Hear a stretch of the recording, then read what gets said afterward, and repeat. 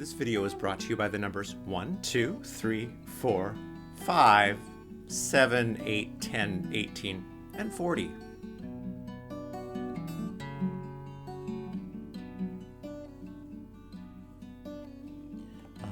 Shalom. Welcome, Bruchim Abiyim. I'm Rabbi Paul, your virtual rabbi. You have found Beit Virtuali, and let's stir up a little bit of Torah together. Now, other than the Sesame Street shout out to my fellow Gen Xers, I'm not sure about other generations. Does a listing of numbers automatically open a door into layers and levels of meaning? Not really, right? For those of us really steeped in Judaism, it's possible a few of these numbers jumped out at us. 18, for example, the numeric equivalent of the Hebrew word chai, or life. Hopefully as well, the jump to the number 40 forced you to start clicking your mind through a few of the repetitions of this number in Torah, such as, well, the number of days and nights in the Noahic flood, and the number of years wandering the wilderness in, well, the majority of the rest of Torah. The bottom line is that numbers, in addition to their occasional literal utility, counting, have symbolic, metaphorical, and yes, even mystical meanings in Torah. And for us non-native speakers of biblical Hebrew, which would be all of us, including native speakers of modern Hebrew, this can be somewhat problematic. The challenge is easy to understand, but surprisingly difficult to apply at either practical or instinctive levels. The challenges are especially easy to understand if you have spent any amount of time living in a land where your native tongue is not the native tongue of that land. The German phrase, "Das geht mir auf den Keks," literally translates as "that steps on my cookies." And while that hilarious translation is quite fun and charming to speak in a German accent in a moment of playfulness at home with the native German speaker to whom you are married, it really does mean the same thing as the English expression, "that gets on my nerves," which quite frankly we probably uttered today without a single thought that saying this to someone for whom English is not their native language will cause as much confusion as the first time that I contemplated what cookies had to do with that look of annoyance on the face of the person to whom I heard "Das geht mir auf dem Keks" from. Respectfully acknowledging neurodivergence and the challenges that some brains simply have with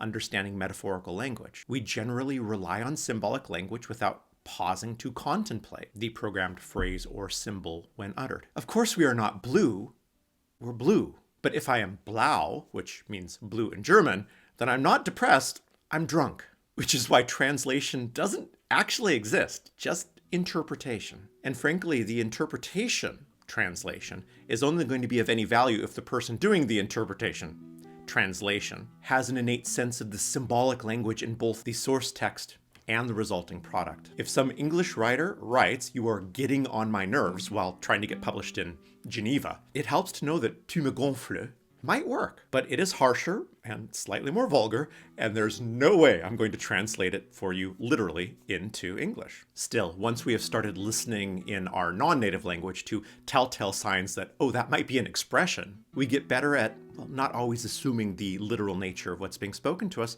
as well as more aware of how we ourselves automatically use symbolic language. Will I be understood when I arrive at Ben Gurion Airport, catch a taxi and say, "I want to ride shotgun," or will the results be amusing, misinterpreted, or cause a swiftly escalating series of calls to authorities? These expressions are all a shortcut to a longer and richer story, sometimes a story that we've even lost the origins of that story in the mists of our linguistic usage of that expression. It's like the old joke that I'm not going to tell in its entirety, but towards the end, person 2 explains to a confused person 1, "You see, we've been here all so long that we've stopped telling our jokes, and we've just started to number them instead." Confused and now understanding after hearing eruptions of laughter for the last amount of time, says, "Hey, well, can I try it?" "Sure," person 2 nods, to which person number 1 shouts out, 32!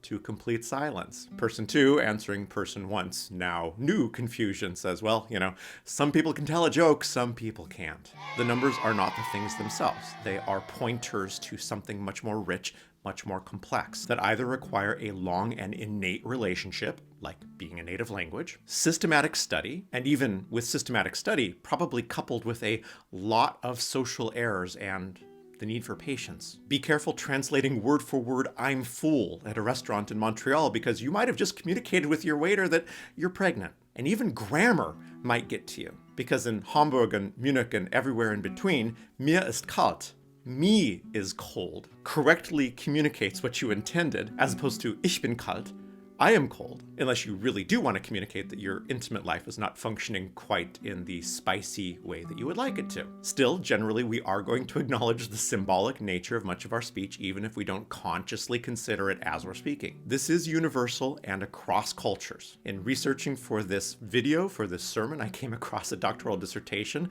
which makes the claim that in Mandarin Chinese, roughly 1 out of every 5 expressions is symbolic rather than literal. Now, if you speak Mandarin Chinese and English, you can communicate with roughly 50% of the people on the entire face of this planet. But to do it well and subtly, you have to be prepared to get comfortable with the non-literal in both languages. Otherwise, it's all lost in the translation. Frankly, most of us, when defaulting to these linguistic shortcuts, will not react very well when someone to whom we are speaking is taking every last word literally, be it cookies or nerves or the color of our feelings, which is why our lack of tolerance with certain manifestations of this in biblical Hebrew needs to be addressed. Right at the literal beginning, verse 1 of Parashat Cheyei, we have a perfect example. Sarah's lifetime, the span of Sarah's life, came to 127 years. Really?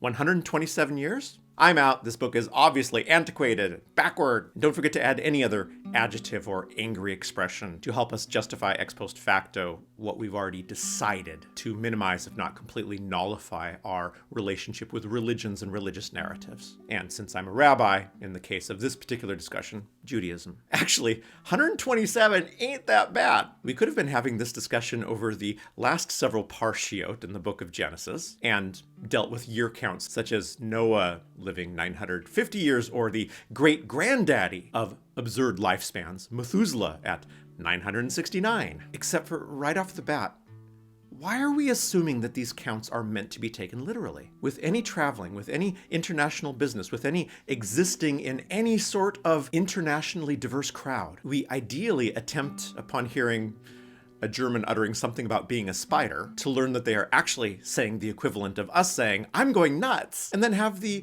amazing and hilarious realization that my phrase about nuts is equally incomprehensible. If we try to comprehend and try to become more comprehensible, we become, in the words of Pirkei Avot, gentle in our judgments. Something on the surface that's nonsensible, uttered after just a little bit of experience and trying with other cultures and other languages, becomes a gateway into a new and rewarding comprehension. And yet the number of times I've seen people in a synagogue during a Torah study throw up their hands when they read that Abraham was 175 years when he died tells me that we are, by default, looking for reasons to misunderstand and not look deeper. And yet we are thrilled when in Lyon, for the very first time, we utter the great phrase, ah, la vache, to culturally express surprise and excitement, not to comment on our cow. And yet there's no other possibility than silliness, stupidity, backwards, ignorance when we read about 7 days of creation or 40 days of reconnoitering the promised land by spies and Sarah's 127 years of life. When hearing an absurdity in a language not our own, we assume we need to learn more. When hearing an absurdity in Torah, we assume that Torah needs to learn more. Does this tell us more about Torah or ourselves? There's no way to proceed unless we stop, finally, with the assumption that the writers of our sacred texts were somehow lacking in all subtlety and creativity that we kind of assume in ourselves. And until we somehow confer the most gentle of judgments upon something that has been exquisitely well crafted over a long period of time, then yeah, Sarah's 127 years is going to be proof of stupidity, justification for walking away, feeling superior, rather than an entry point to the incredibly beautiful question, what's being communicated? And to be fair, we do have reasons to close our minds, but the reasons don't come from Torah itself. The reasons come from what I will generously call really bad interpretations of Torah, or biblical texts in general. There are those that demand that the 7 days of creation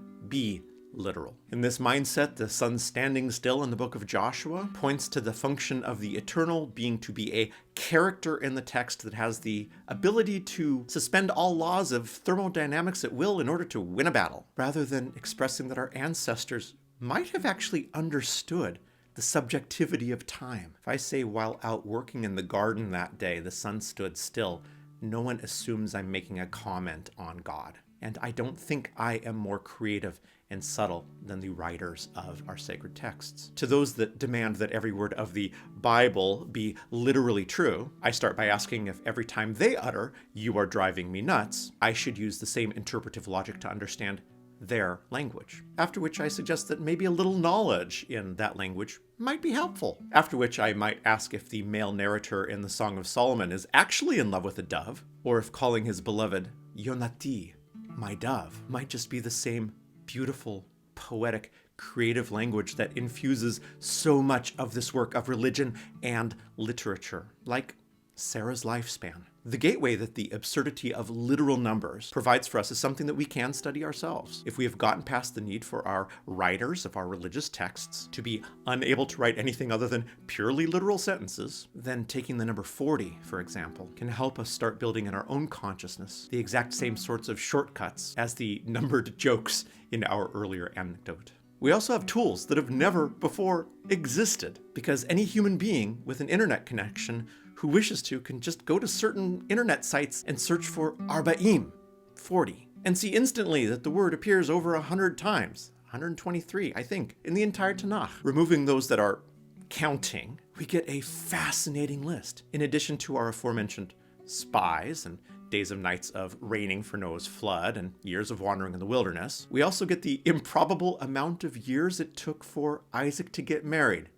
a Jewish guy waiting to 40, and his son, Esau, as well. The amount of days that Moshe Rabbeinu spent on Mount Sinai receiving the law, the amount of years that the Eternal delivered the Israelites into the hand of the Philistines in the time of the Judges, the amount of days that Nineveh was given by Jonah to repent in the book of Jonah. It really goes on and on. And the clear joke behind the number is not a joke at all, but a shortcut to the normative biblical expression for a long time. And this is no different than developing an expression like nuts for expressing anger if you're a native English speaker. Well, then why couldn't they just say a long time? Well, why do we say once in a blue moon, a dog's age, forever and a day, all around the clock, all day and all night, to the end of time? Do I really need to go on? Part of the deliciousness of the subtlety of Torah is this world of typological numbers. Typology, which in biblical research refers to symbols and types, should not be confused with gematria, which is the more mystical associated use of the numeric value of Hebrew words to find non-rational connections between words and concepts.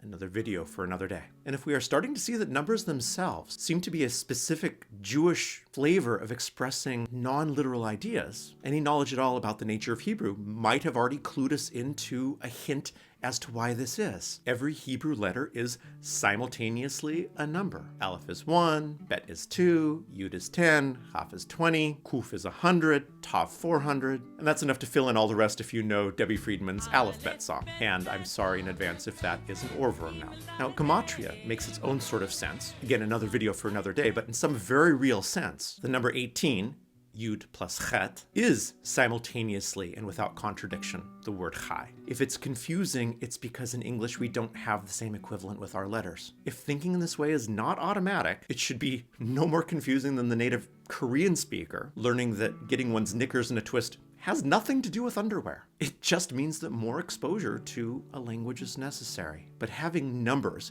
as a ubiquitous underpinning of everything that's written and said makes it pretty much inevitable that a religious book written in Hebrew expresses certain things in numbers to provide deeper literary meaning via numerical shortcut. But we get in trouble because right at the very beginning of translation, we translated Arba'im as 40 instead of an unreasonably long time. We didn't even bother to make a parenthetical comment because back in the day, the translators probably assumed that 40 meant 40, and then we got stuck in that assumption. Now, skipping past a full year's class in teaching the typological meanings of the various numbers in Torah, Sarah's 127 years is trying to tell us something, not literal, but something that should be more deeply explored, that she was remarkable, unique, as a human, as well as a divine creature, or perhaps better stated, an expression of divine perfection. Sarah's lifetime, the span of Sarah's life, came to 127 years when we translate from biblical Hebrew into English, taking into account the meaning of the number, via the lens of typological interpretation, reads now, Sarah's lifetime, the span of Sarah's years, encompassed the best of how a human could evolve in their lifetime, in addition to achieving spiritual ideals beyond our comprehension. That second translation embodies the meaning of 127. But 127 is a lot easier to write, especially if that's how you think. And if you're a scribe, it's a bit of a time saver. Well, how does this work? All right, once again, skipping ahead, and if you want to know more about this, I'm happy to do a Beit Virtuali adult education on this. But let's go ahead and start with Moses, Moshe Rabbeinu. He, according to our text, died at 120. And at least for him, the underlying typological meaning has survived into modern Hebrew. On someone's birthday, we wish in Hebrew, Ad Mea V'Sechim, may you live to be 120. Now, although I'm sure that some people who utter this believe that this is a literal wish for a long life, and certainly that is contained, the shortcut to this expression translates much closer to, may you merit a life as long and meaningful and rich in accomplishment as Moses. That is a heck of a wish. Numerological. Now, remembering we've skipped ahead and there's a lot of instruction to get us to this point. So you're either going to trust me or you're going to do the research or you're going to communicate and let me know that you want to know more. But 120 simultaneously means 1, 2, and 3. 3, when we encounter it over and over again in Torah or in Judaism itself, means completion from a human perspective. This is to be contrasted with 7, the completion from an eternal, from a divine perspective, like the 7 days of creation. Chapter 1, when taken as meaning instead of bad science, can be interpreted or translated as the process for the completion of all that God creates can be embodied in the number 7. Now, go back and look for the incidences of 7, not just in the Tanakh, but overall in Jewish ritual, liturgy, and symbolism, and tell me that it doesn't reflect the meaning of completion from a divine perspective. 3, likewise, then is the human version, completion from a human perspective. We get this through simple mathematics, where we get to add together simultaneously and without contradiction both numbers and their underlying concepts, because there is no division in the Hebrew language, or at least biblical Hebrew. 1 is the number of the eternal, Adonai Echad. There is only one God, or all is part of the same universal unity. 2 is law, the 2 tablets of the 10 utterances, 2 expressions of the law between human and human, ben Adam lechavero, and between human and divine, ben Adam ve'makom. 1, the unknowable unity, oneness of the divine, when added to law, tangible expression of divinity, from in Jewish thought, meaning simultaneously humans acting for the benefit of both themselves and the greater community. Well, within Jewish thought, this then becomes an expression of fullness and completion for a human. Moses is a narrative expression of that joining, the joining of the divine with an acting as the revelatory conduit for law. Of course, his number is 3. Of course, he lived 120 years. What a beautiful shorthand to understand something that requires a lot more words to explain. And Sarah, well, she gets Moses 120 years plus 7. She gets all the meanings that accompany that 120 plus this extra symbolic number that also expresses that from divine eyes, she did something incredible or was something incredible. How remarkable was this person? Well, the Torah just told us in biblical Hebrew in shorthand. How many more midrashim should we be writing to make sure that she gets all the credits that the writers of Torah assumed that they were giving her, and we would understand when they wrote that she lived 127 years and that those years were the measure of her life?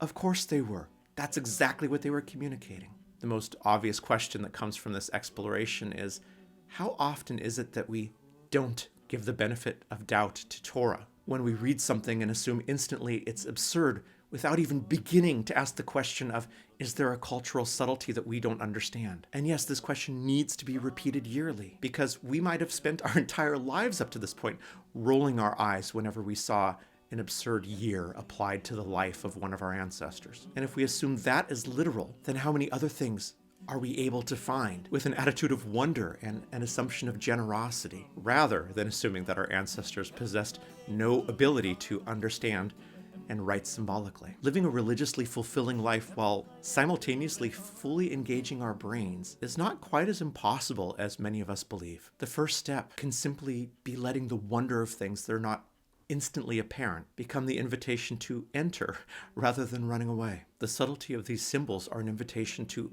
enter with the full power and all the tools of our intellect, and that our religions and religious texts and traditions are an expression of the fullness of intellect. If we let them, and if we stop primarily listening to the people that tell us they simply can't be.